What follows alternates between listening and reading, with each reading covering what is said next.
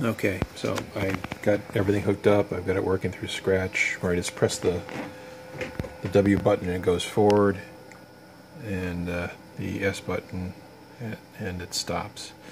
You can see the right motor drives a little bit, the left motor doesn't drive at all. I'm pressing it, holding it down. It's supposed to be just spinning around, and they're both supposed to be driving forward. You can see I've got it set to 255, but the right motor just stutters a little bit, and the left doesn't move at all. Sometimes when I pick it up,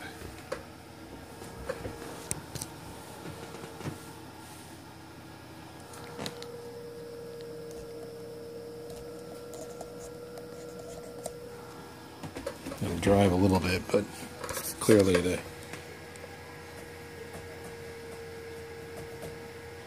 it's not moving much. These are fresh batteries and still nothing, motors just are not working.